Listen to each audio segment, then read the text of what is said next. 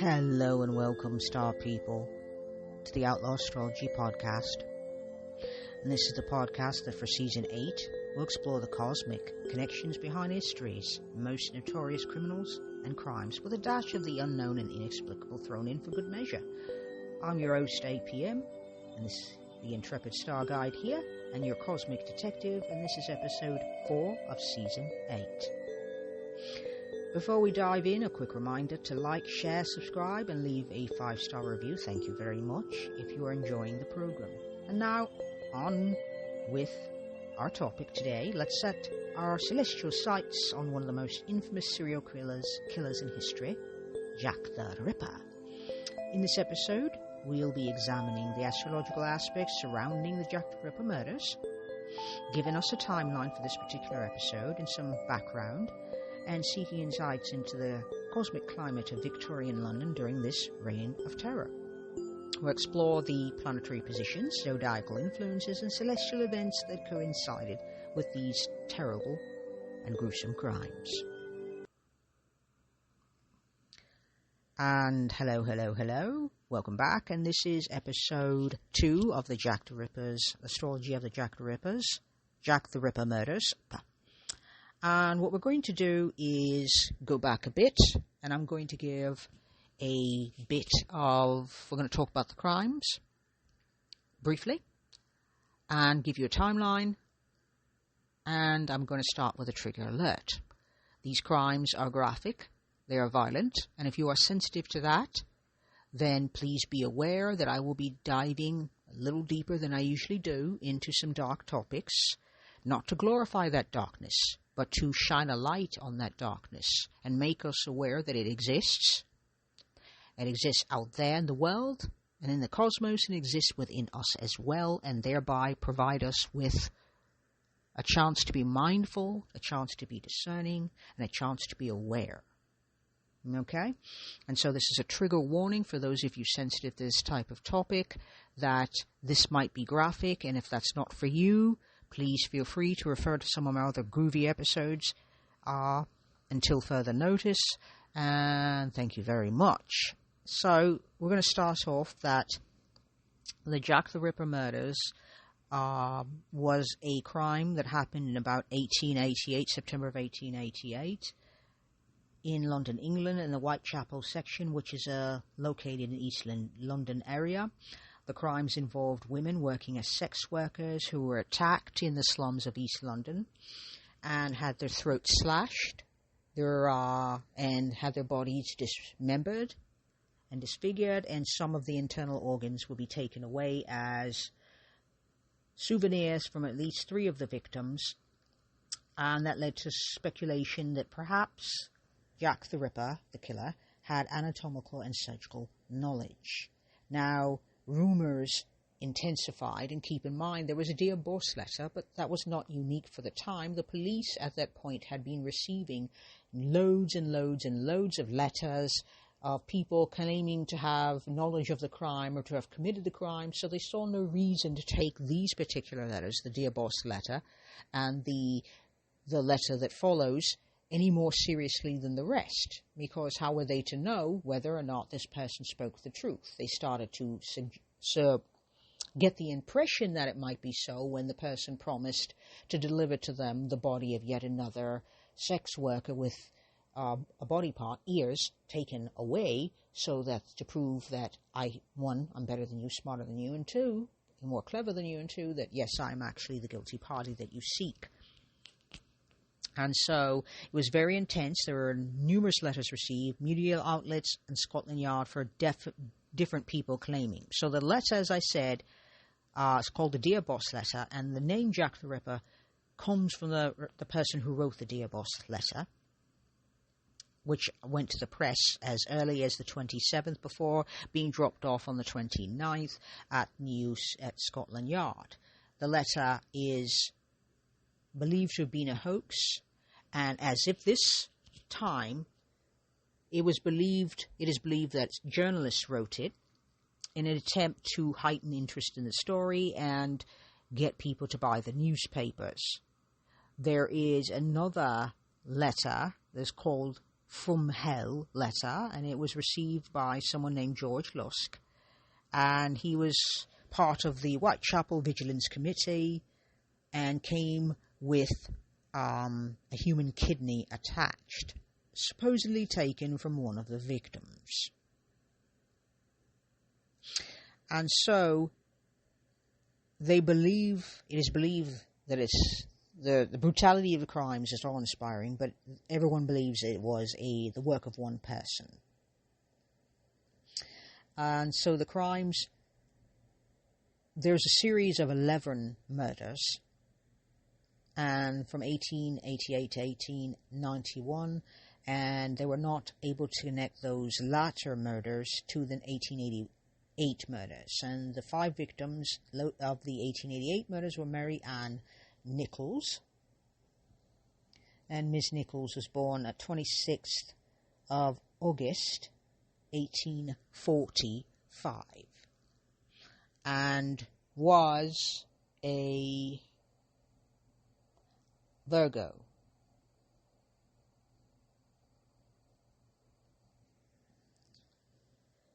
So we have a Virgo sun here. Annie Chapman was born the 25th of September 1840, and that would make her a Libra sun. And Liz Stride on the 27th of November 1843, which would make her a Sagittarius sun. Kathleen Eddowes, the 14th of April 1842, that would make her an Aries sun. And Mary Jane Kelly was born in 1863. They do not have any information about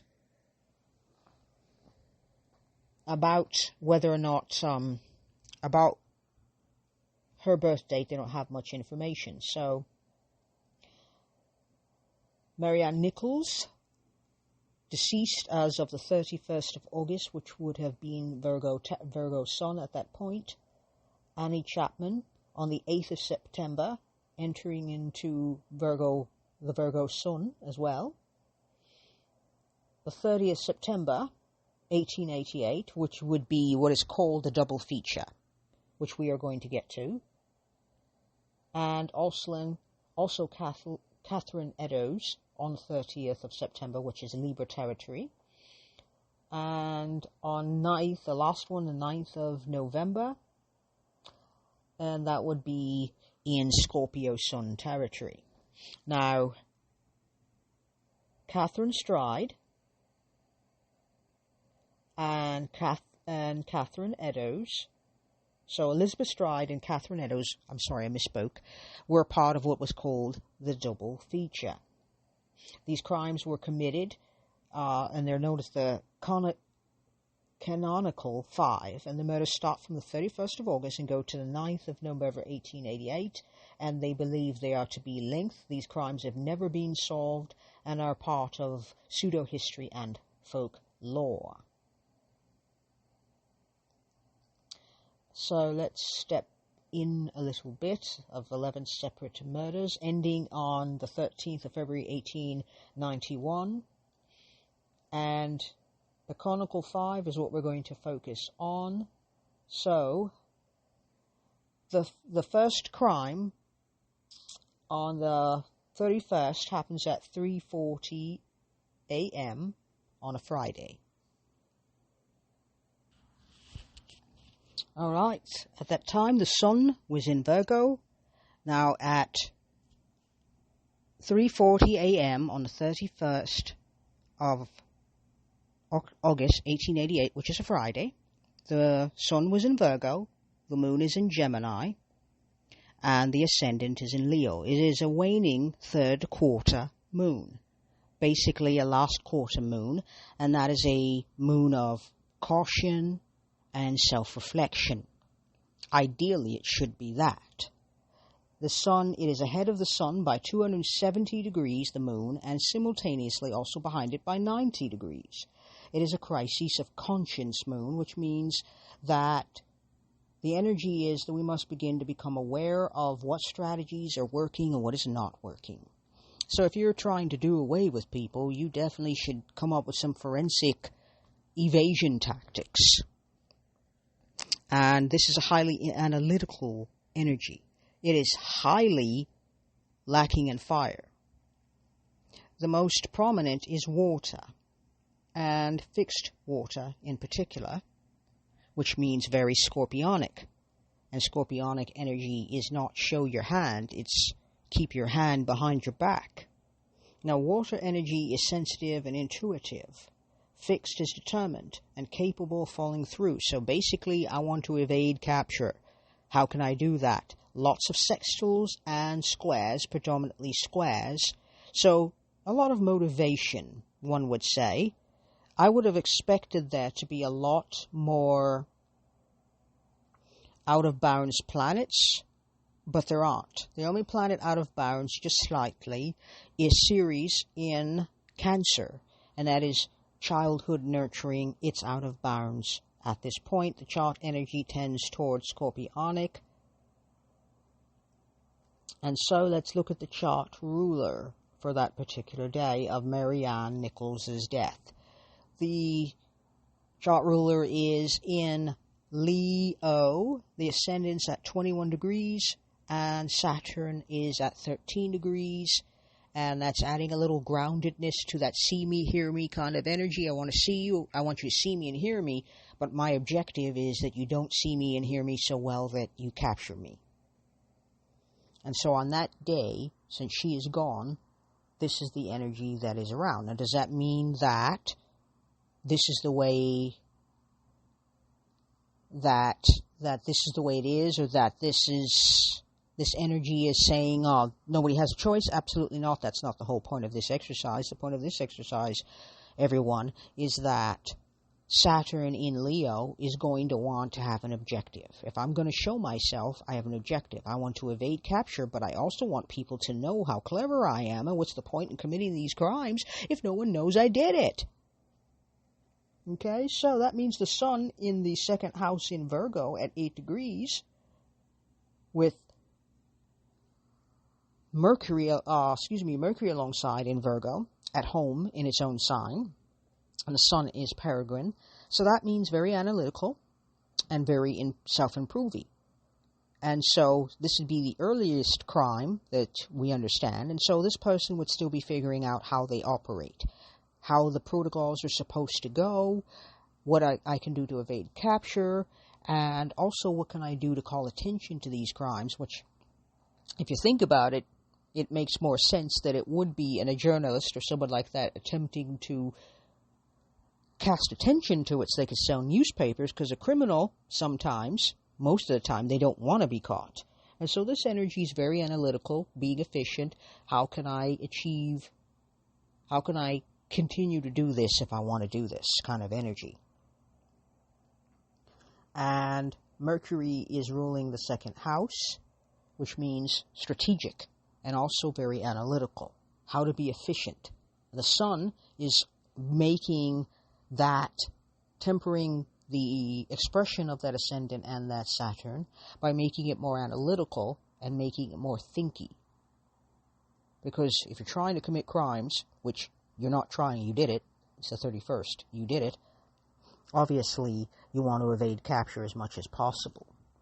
So that's the sun, that's the ascendant. The moon is at 25 degrees of Gemini, hanging out in the 11th house, which is quite busy in this particular chart. And that's a lot of energy, that's the community. That's community energy. Everybody's talking, everybody's gossiping, everybody's buzzing. There's a lot of rumors, but not a lot of information that you can bet your life on. And you wouldn't want to. Mercury's doing all of this from the second house, and keeping in mind that the second house is about finances, so being analytical, being speaking, talking, thinking, but also it's about the money. How can we get people interested in this money? How can we hype the community up so that, because this is capitalism, we still want to make money off of people dying, of course.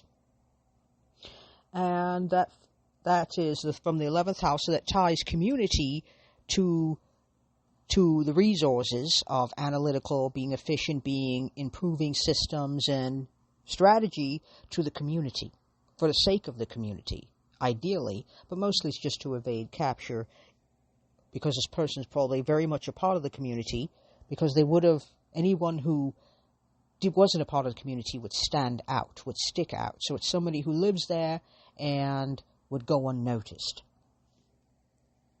The MC is hanging out at 7 degrees of Taurus, so, this is about taking it slow, paying attention to detail. If you want to get away with a crime, you definitely want to pay attention to detail. This is a Venus-ruled house, and Venus is hanging out, and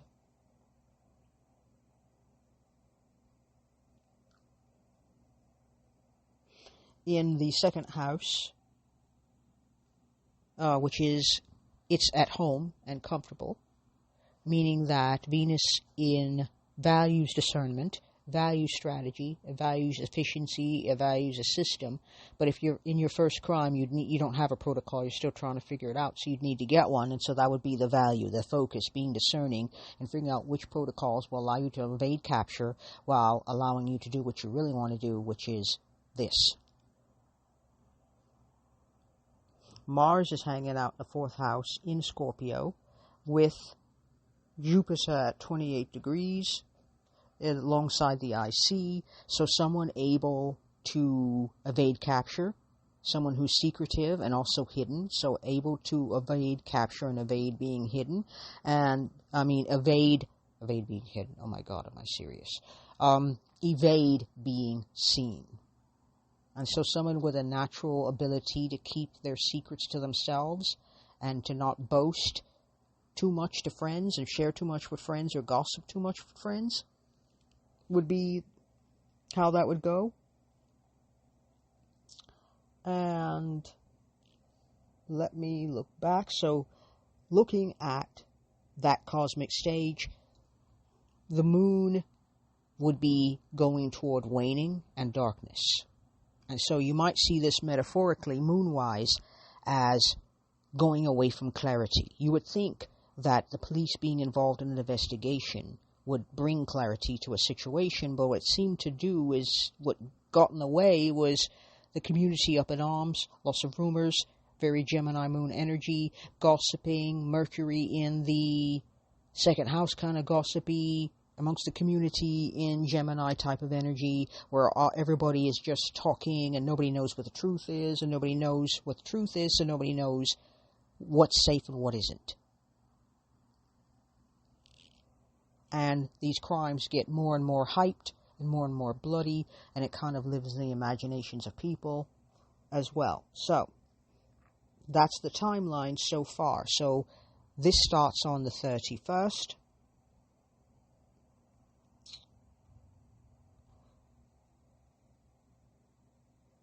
And that was that crime on the 31st, found in Books Row, and she had been seen alive before that time, but that was definitely the death. She had been eviscerated like all the others, and there were several incisions, which of course led to the story that this person has surgical knowledge. 1 week later, on Saturday the 8th, the body of Annie Chapman was discovered at 6 a.m. The sun at that point was in Virgo as well, and the moon in Libra, the ascendant also Virgo.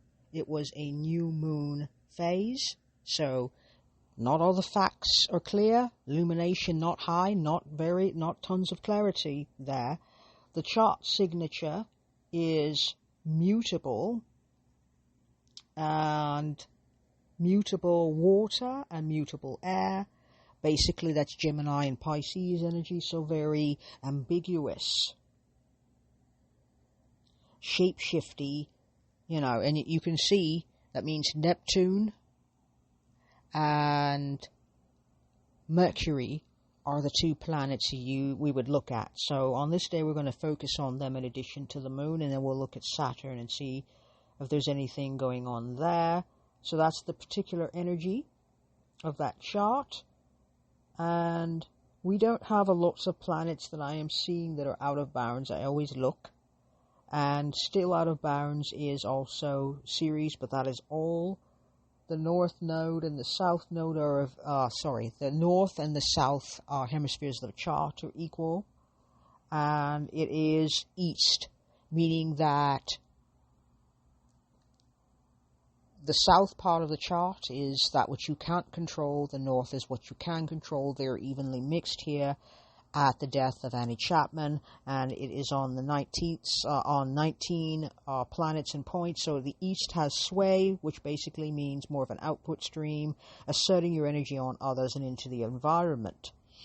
There is a heavy concentration of planets in the first and the fourth quadrants. The first is starts with the ascendant, about agency and autonomous activity, and the fourth starts with the MC and represents engagement with the world and the public purpose. So that is the energy of the chart, and the chart ruler is Mercury in Virgo in the first house, alongside both the ascendant and the sun. The sun is at 15, the ascendant at 21, and Mercury at 28. And that basically means it's at home in its own sign, so it calls its own shots, as it were. And this is, like I said, this is a week later, so probably getting better at evading capture and coming up with plans, schemes, and protocols to evade said capture. And if we're looking also, I said we look at Neptune. Let's check out Neptune. Neptune is hanging out in Gemini in the 10th house. And so the whole point isn't idealism, isn't faith. It's having faith that one will get away with things, but it's also using that Neptunian energy to elude, to cause confusion, to cause illusion, so that it's a hall of mirrors made of words, so that you don't know whether you're coming or going, and you don't know what the truth is. And that means that Mercury from the first house is shot calling for Neptune, Pallas, Pluto, and the MC at 4, 5, and 18 degrees respectively, and it's calling the shots from Mercury, so very discerning, efficient. Now, you wouldn't think from the nature of the crimes that that would be the truth. Somehow, this person left very little of themselves behind. And also keeping in mind, this was in the dark ages of forensics. So they, even if they had hair on it, what would they have done with it? And other people coming into the crime scene would most certainly have corrupted that crime scene and made getting evidence that was the killer's evidence, DNA evidence from them, from other people stepping into the crime scene would have been very difficult. That did not happen until 1918, starting in New York. At this time period, which is London, those forensics were not yet available. And so it led to an atmosphere of paranoia and rumor-mongering and gossip, but it doesn't necessarily lead to much knowledge. Now, the moon is chilling in the third house, and it is in Libra. So charm, because we're about a few days in front, a few weeks actually in front of that letter, so a bit of charm, wanting peace, wanting fairness. So is it possible that the person who committed these crimes was overcome by drives that they didn't understand and couldn't control, and were trying to quiet and keep under control by committing murder? Is that possible? It's not unimpossible. I mean, consider the fact that a lot of criminals and crimes that we have seen committed within the 20th century and in the 21st century have been committed by people who have absolute drives and impulses that they don't understand, can't control, and try to manage through murder. Okay, so Mars, that is talking about drives and motivations, is in the third house.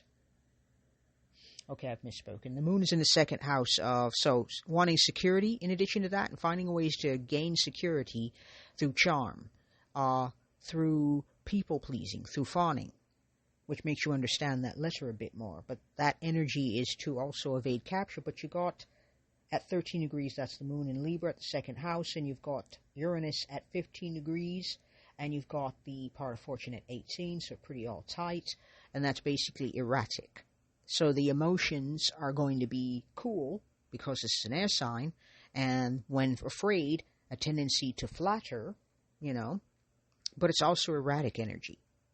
So if the whole point of the exercise is security, because the second house is about charm and people-pleasing, and it's also about, peace, and Uranus is alongside, it would be erratic. So the emotions, the energy of the day tends to be more erratic than calm and stable, which is, if you've just committed a crime, you're going to be jittery. And the pot of fortune bestows the ability to look poised even when you're not. And then we move to the third house, which has Mars and Jupiter, 1 degree between one another, at 28-29 in Scorpio, in the third house. And so reasons with the feelings.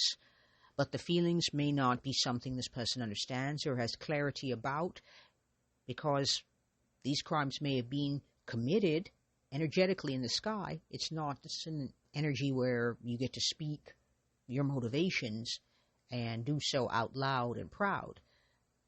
Jupiter makes it so it's out loud and proud because this is the third house. This is how you communicate, is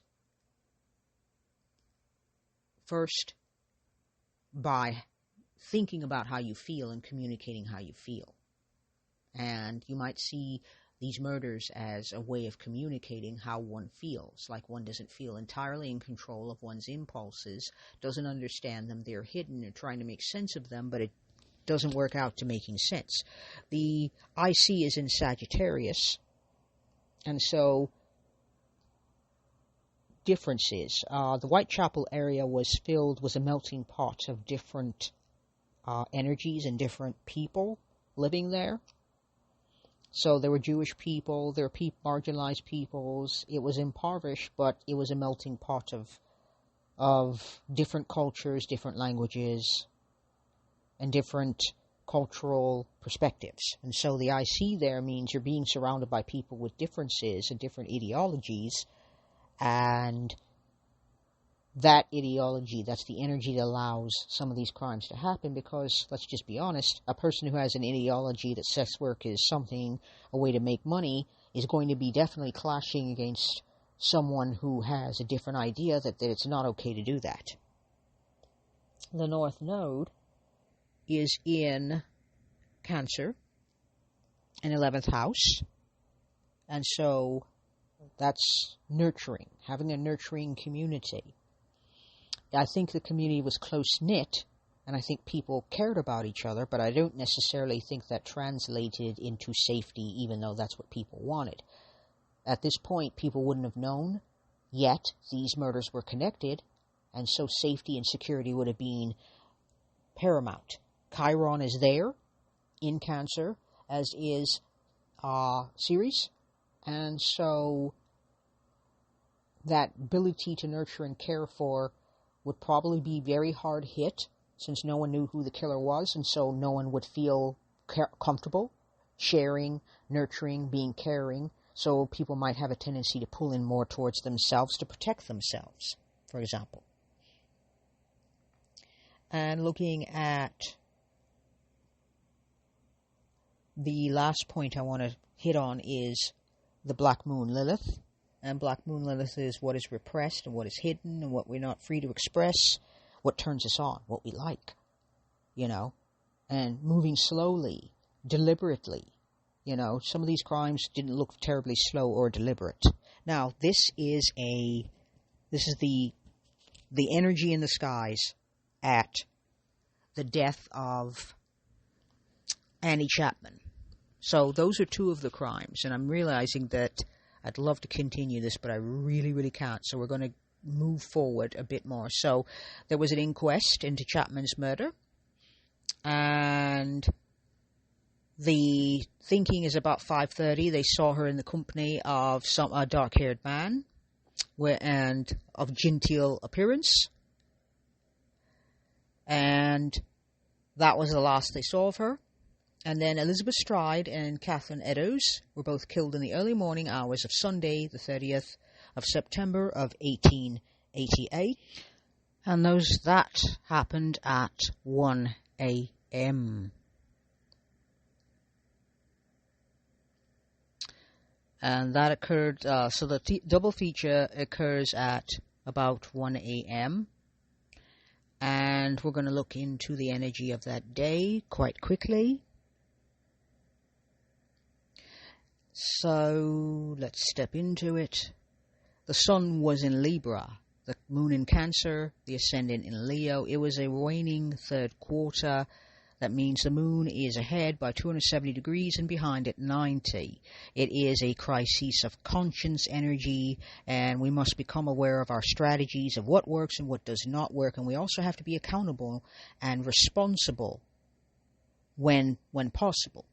And so the energy is cardinal, water, so very Cancer-y type of energy. And this is the energy of the day that Elizabeth Stride and Catherine Eddowes met their end. And as I said, it's on the 30th of September. I'm calling it the double feature. That is the double murder that happened on that day, with these two women losing their lives. And the energy is highly Cancerian. Lots of squares in that energy, so a lot of motivation to evade capture. I mean, a lot of squares. A lot.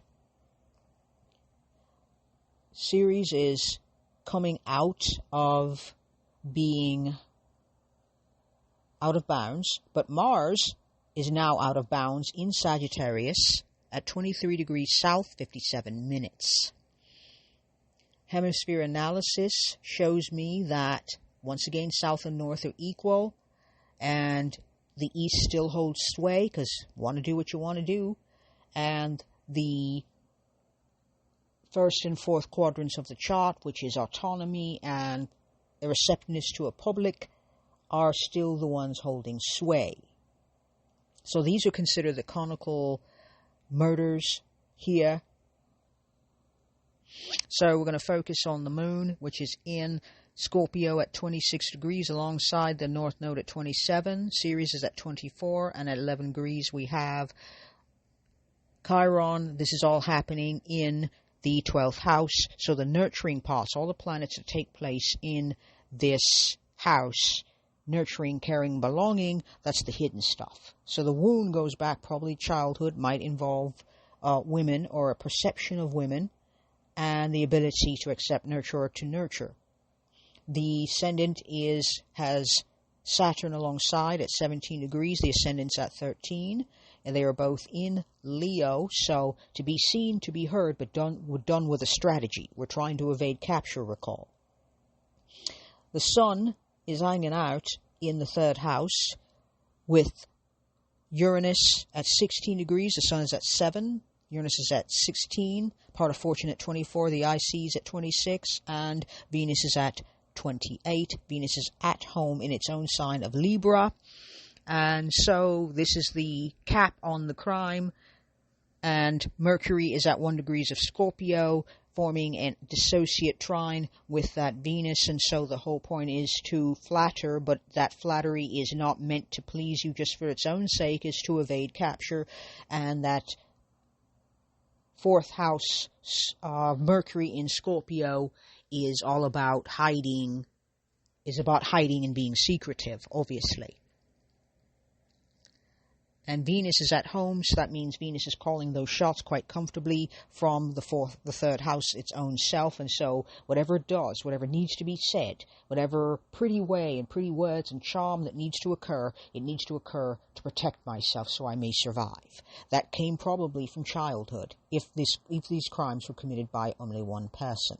The motivation, Mars, there is a philosophy, a belief, probably that people who are different and go outside of social lines, coloring outside of social lines, are probably not worthy of the same respect or protections that might be expected from people who color within those lines. Okay? And the South Node is in Cancer, and the North Node is at 27 degrees in Capricorn. So that is a tension between patriarchy and matriarchal. Is follow the rules or suffer. Okay? So that is what I have for today. One last thing. We've got a Mercury ruled 11th house. We have the Black Moon Lilith in the 10th in Taurus, and we have the MC in Aries. So ruggedly individual, going my own way, doing my own thing. I don't want to be interrupted while I do so. And that Black Moon Lilith is whatever this is about, my own turn on. That's the impression that society has about this person. Neptune, spirit, part of spirit, at 2 degrees each. And Pluto and Pallas at 5 and 8 are in Gemini. And so everybody's up in arms. There's nothing but rumors going on here. Mercury is calling the shots, as I've said, from the 4th house on that satellitum in the 11th house, and also calling the shots on the 2nd house. So being discerning is a strength, a skill. And the ability to do this allows to evade capture. So this person, in my opinion, would probably be someone who knows how to charm, but someone who knows how to be very, very helpy so that you won't notice the weird red flags that you probably should be noticing. And so that is what we've got for today, star people. Those are the ideas that I have for this time. It's a really cool episode. I really like these ideas. So as we conclude this astrological journey through the Jack the Ripper case, we're left with more questions and answers. And so much like the original investigation, that's how that is. However, we've seen how the cosmic climate of the 1880s London may have set the stage for these crimes. And so the key takeaway here is, whilst the stars don't dictate our actions, they can illuminate the energies at play during pivotal moments in history. So I encourage you to look deeper at this chart, or any chart or any crime that interests you. Look deeper into those, the energies of the victims, the energies of the killer, the energies in the sky during the crime, to better understand it. Because the whole point of studying darkness is not to glorify the darkness itself, is to see that darkness writ large in the world, in the cosmos, and also see the little tiny bit of it that exists within ourselves. Okay, so this has been APM, your intrepid star guide and cosmic detective, reminding you that even in the darkest of nights, the stars still shine. Until next time, keep your eyes on the skies and your feet on the ground. Peace.